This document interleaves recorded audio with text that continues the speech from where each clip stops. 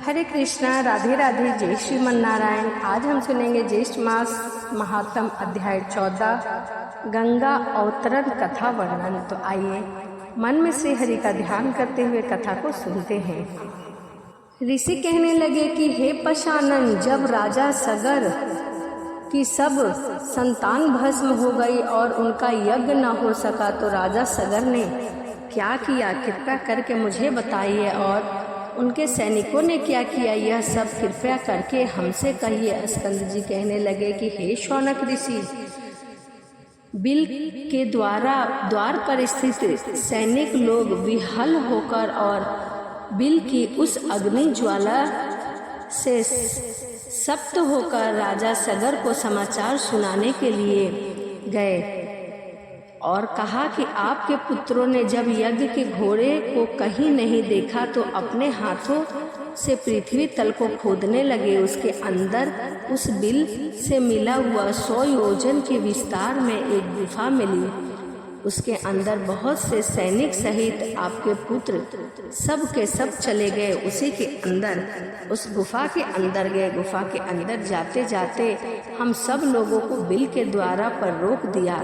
कितने ही दिनों तक हम बाहर नहीं आए और हमको बिल के द्वार पर खड़े रहने के कारण कुछ पता नहीं लगा कि अंदर हो क्या रहा है। कितने दिनों तक हम वहीं द्वार पर ही खड़े रहे। इतने में ही पाताल के समान वह बिल अग्नि से पूर्ण हो गया और हम लोग अग्नि ज्वाला में व्याप्त हो गए। फिर हम लोग वापस आकर समाचार आपसे निवेदन किया है। हे राजन, उनकी क्या गति हुई है सो हम नहीं जानते। कृपया करके आप चलिए और देखिए। मुग्ध हो जाने के कारण हम कुछ नहीं जान सके। उन सैनिकों के ऐसे वचन सुनकर पर्वत पर वज्र प्रहार के समान राजा सगर पृथ्वी पर गिर गए और मूर्छित खाकर मृत वत से लगने लगे और बहुत ही क्रोधित होकर मन में विचार करने लगे। यह देखकर उनके आत्मजन और सभी लोग हाहाकार करने लगे। इसके पश्चात राजा सगर को उठाकर उनके मुख कमल पर जल सिंचन किया गया।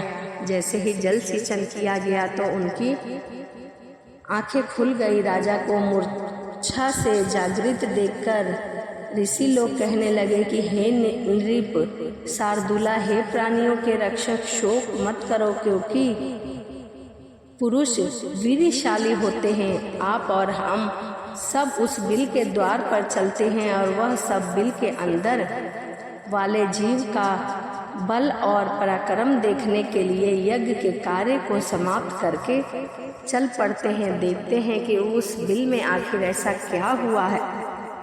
मार्ग में सैनिकों ने देवताओं से भी दुष्कर्म कर्म जो सगर पुत्रों ने किए थे राजा को दिखाए। बिल पर्वत, पृथ्वी और समतल भाग खुदा हुआ देखकर ऋषि लोग कहने लगे कि हे उपस्थित वृंद, आप लोग सुनिए। हम सब राजा सगर के भाव को समझकर कहते हैं कि यह बड़ा भारी है जो गड्ढा है। इस प्रकार विवाद करते हुए वह सब विवर के समीप चले गए और उसके समीप सब सेना को खड़ी करके धर्म आत्मा राजा सगर ऋषियों के साथ संयम होकर परम अद्भुत भृगृह के अंदर गए। और अंदर जाने के बाद वह क्या देखते हैं, वह भूगृह इंद्रलोक के समान रत्नों से भरा हुआ है, प्राणियों के संचार से रहित और सुंदर था, परंतु भस्म से पूर्ण था। राजा और ऋषि लोग देखकर क्रम से उस तेज पुंज के पास गए जो कि उस गृह से निकल रहा था।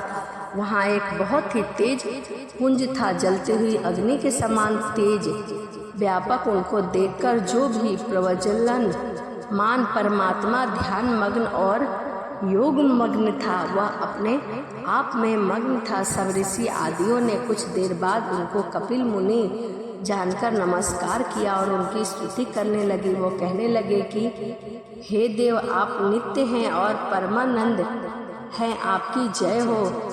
जगत के कारण रूप तथा मन से सृष्टि का संहार करने वाले आपको नमस्कार है, आपको बारंबार नमस्कार है।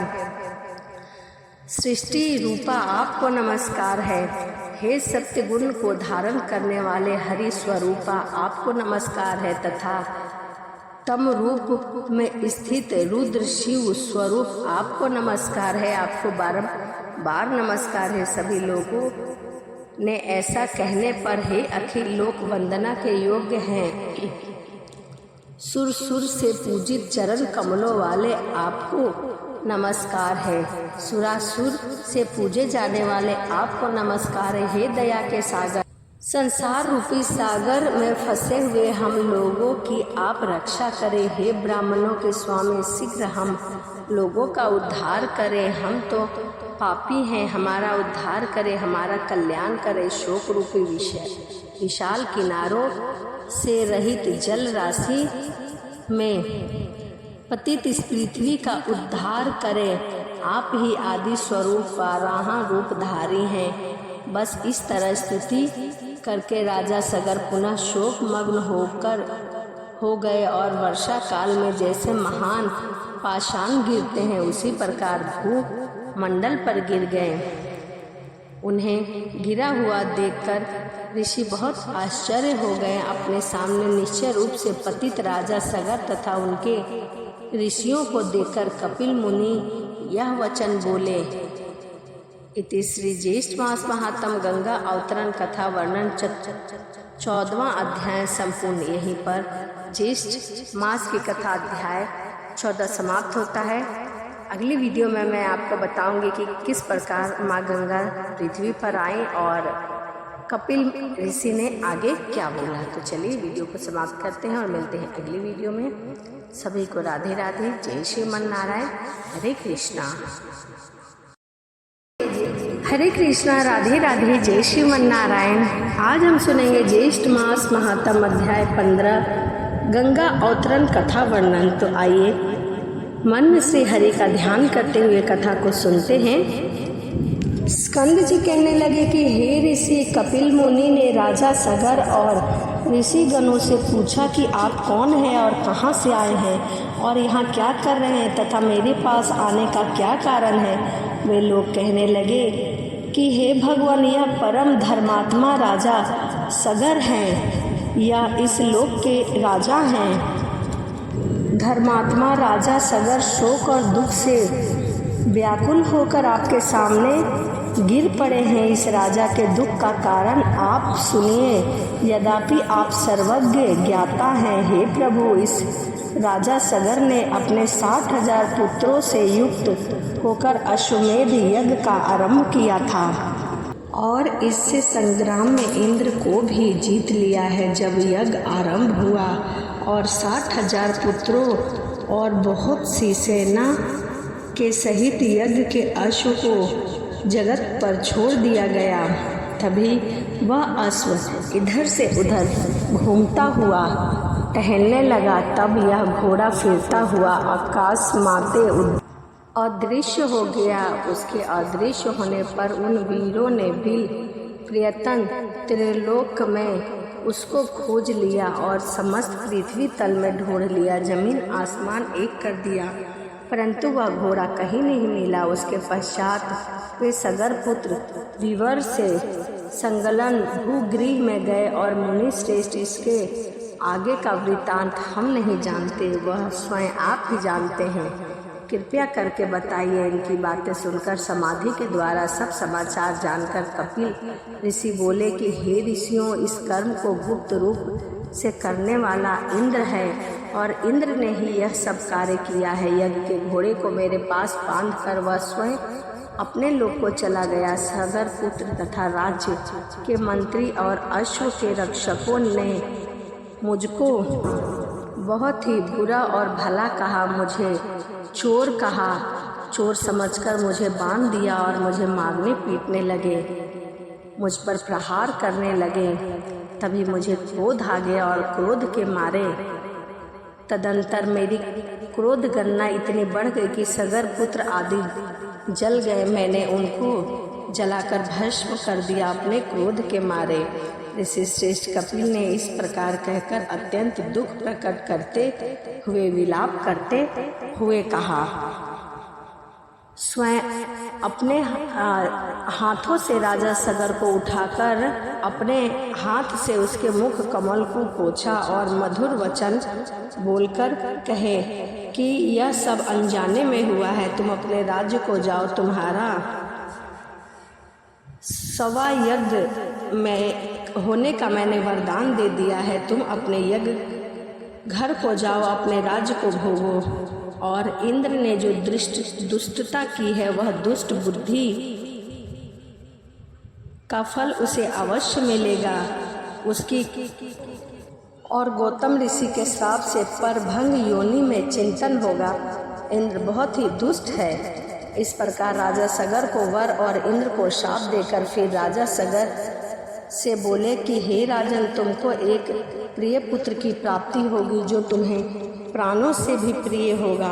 मैं उसका तुम्हें वरदान देता हूँ और उससे सत्य नाम की श्रेष्ठा पुत्री और उनके बड़ा शूरवीर और सत्य पराक्रमी पुत्र भागीरथ नाम से विख्यात होगा। वह सूर्य कुल का जन्मा होगा और भूषण उत्पन्न होगा। वह बहुत ही वीर होगा।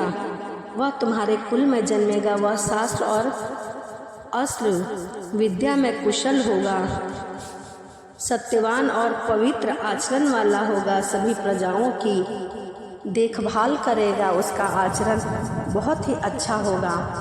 वह समस्त पृथ्वी को जीतकर अति दुष्कर्म तप करेगा और सभी पापों को नष्ट कर देगा। तप के प्रभाव से गंगा जी को स्वर्ग से नीचे लेकर आएगा और अपने पितरों का उद्धार करेगा। उस गंगा जी के दिव्य जल बिंदु के स्पर्श से आपके पुत्र दिव्य देहधारी हो जाएंगे और तुम्हारे साथ विष्णु मंदिर वैकुंठ लोक हो जाएंगे।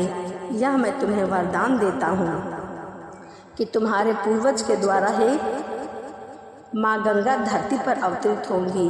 पृथ्वी पर राजा भागीरथ से लाई जाने वाले श्री गंगा जी भागीरथी के नाम से प्रसिद्ध होगी। महात्मा कपिल ऋषि के वचन सुनकर राजा सगर ने कपिल देव जी का बहुत ही ऋणध्वज सहित पूजन किया और अपना ऋण जताया और नमस्कार करके अपने नगर को लौट आए। इसके पश्चात बड़े कष्ट के साथ कुछ समय बीतते गए। एक अच्छे दिन और मुहूर्त में सती शुभगा को एक पुत्र उत्पन्न हुआ। वह पुत्र बहुत ही सुंदर था, अनेक गुणों से युक्त था। दूसरे जयंत में इंद्र के समान वाला था। वशिष्ठ ऋषि ने आकर उस पुत्र का जात कर्म आदि संस्कार किया। सभी संस्कार हो जाने के बाद उसका नामकरण संस्कार किया गया। उसके जन्म के समय गौदान और तथा अनेक दूसरे दान देकर अन्य जनों को वस्त्र धन आदि देकर प्रसन्न किया गया। बहुत सारे दान पुण्य किए गए। 12वें दिन उस बालक का नामकरण संस्कार करने ऋषि मुनि आए और उसका नाम भागीरथ रखा और शुक्ल पक्ष के चंद्रमा की तरह प्रतिदिन बढ़ने लगा। वह बहुत ही सुंदर था। दिन दुगना रात चौगुना तरक्की करने लगा।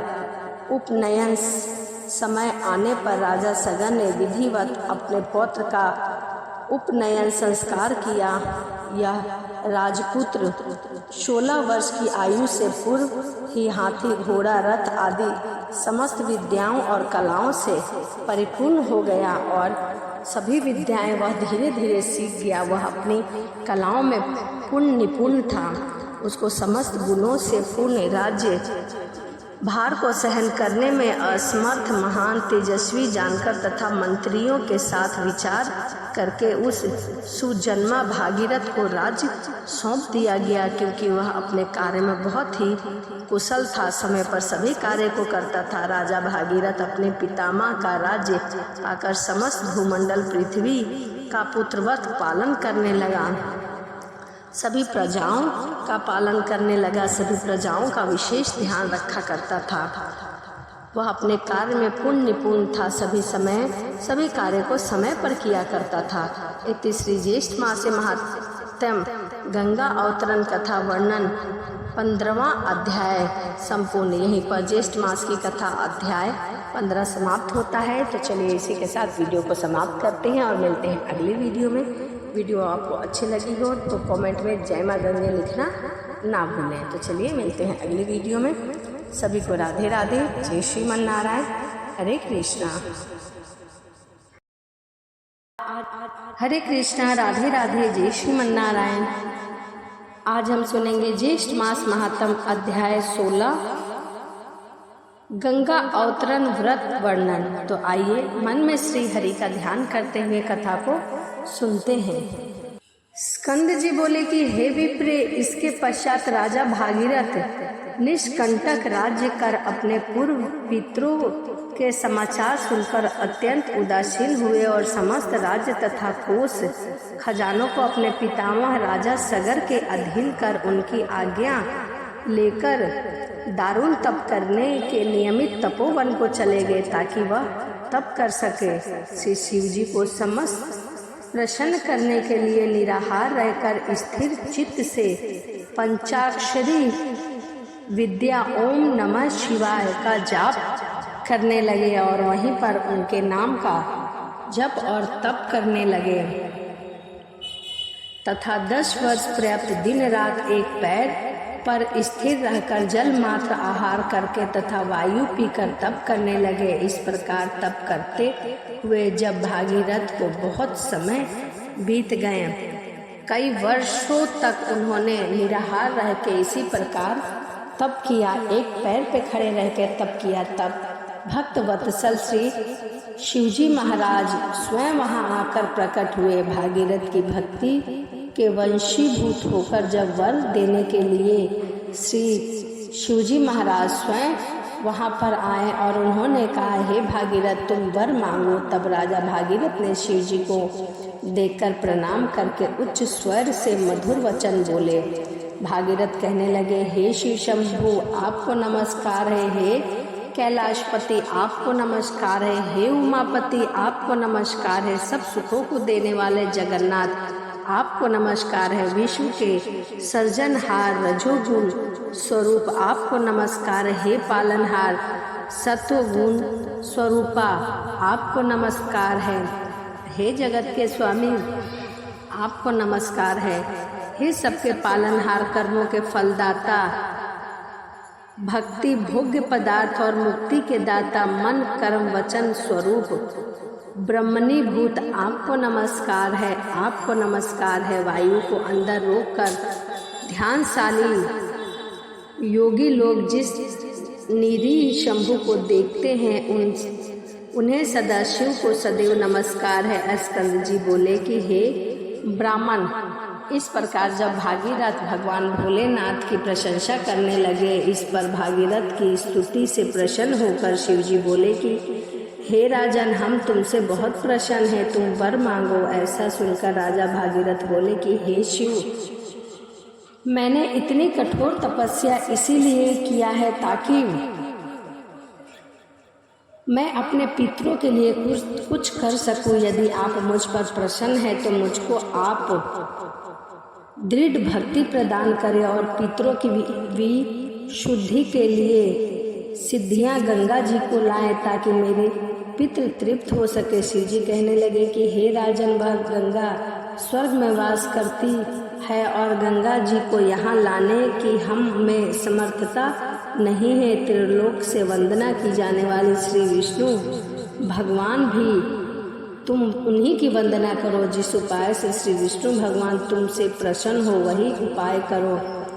वह प्रसन्न होकर स्वयं तुम्हारे पास चले आएंगे। हम उस परम युक्त व्रत को तुमसे कह रहे हैं, तुम उसी उपाय को करो ताकि माँ गंगा धरती पर आ सके। हे राजन, प्रथम सूर्य पुत्र में भगवान विष्णु की स्तुति की और नमस्कार कर उनको प्रसन्न किया। प्रसन्न होकर भगवान विष्णु ने उस योग व्रत को करने के लिए उनसे कहा, उसकी विधि बताई ताकि उस योग व्रत को भागीरथ कर सके और उसे गंगा की प्राप्ति हो सके।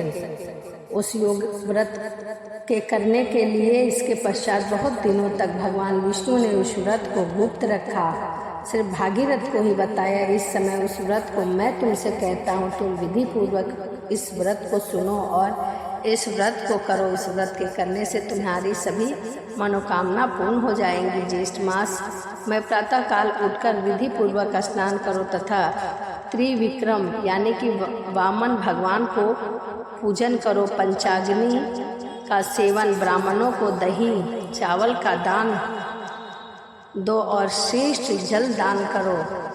ज्येष्ठ मास में जल दान का अपना विशेष महत्व माना गया है। इस प्रकार 1 मास तक व्रत करने से भगवान प्रसन्न होंगे और समस्त पापों को नाश करने वाली उस स्वर्ग वाहिनी गंगा को धरती पर लेकर आएंगे। तुम इस व्रत को अवश्य करो। श्री शिव जी के वचनों को सुनकर राजा भागीरथ ने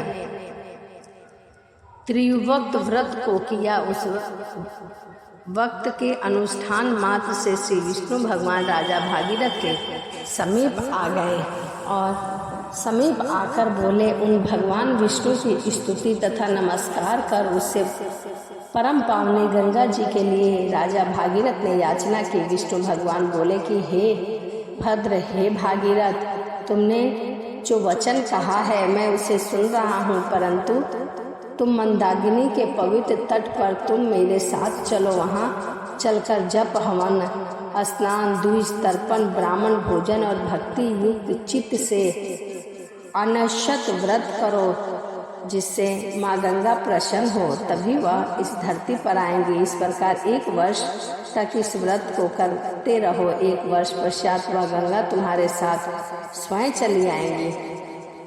भगवान विष्णु के वचनों को प्रणाम करके उनके वचनों को मानकर राजा भागीरथ ने विष्णु भगवान के साथ मंदाकिनी के सुंदर तट भाग में स्थित होकर विष्णु भगवान के कहे हुए व्रत का परम भक्ति से अनुष्ठान किया। उस व्रत को किया, पूजा हवन किया, ताकि माँ गंगा धरती पर आ सके और भागीरथ के पितृ तर्पण हो सके। तब से शरद विराह गंगा जी प्रसन्न हो गई और राजा भागीरथ के सामने सुंदर नेत्रों वाली स्त्री के रूप में प्रकट हुई। और यही त्रिपथा गंगा है जो कि भागीरथ ने उसे धरती पर लाया था। ऐसा जानकर भागीरथ ने उनकी स्तुति की और मंदाकिनी प्रसन्न होकर बोली कि हे राजन, तुम मुझसे वर मांगो। ऐसा वचन सुनकर राजा भागीरथ बोले कि हे भद्र मंदाकिनी, हे गंगा, मेरी यही इच्छा है कि तुम मेरे साथ पृथ्वी पर चलो, ताकि मेरे पितरों की मुक्ति के लिए मुक्ति मिल सके। भागीरथ को माँ गंगा ने तथास्तु कहकर वह गंगा उनके साथ पृथ्वी तल को गई। एकम के दिन प्रकट होकर 10वें के दिन प्रहार रूप हो गई और लोगों को पवित्र करने के लिए पृथ्वी पर अवतरित हुई। इसके तत्पश्चात भागीरथ गंगा जी के दिव्य जल से अपने पितरों को तर्पण किया। गंगा जल से प्लावित से सब पितृ तर्पण होकर सब भस्म राशि सगर के पुत्र दिव्य देहधारी होकर बैकुंठ को गए। सभी सुंदर हो गए और उनके पितृ तर्पण हो गए। उसके बाद वह बैकुंठ को चले गए। तीसरी ज्येष्ठ मास से महात्म गंगा अवतरित 16वां अध्याय यही संपूर्ण होता है। तो ज्येष्ठ मास की कथा अध्याय 16 यही संपूर्ण होता है। आगे की कहानी में अगली वीडियो में बताऊंगी। तो चलिए यही वीडियो को समाप्त करते हैं और मिलते हैं अगली वीडियो में। सभी को राधे राधे, जय श्रीमन नारायण, हरे कृष्णा।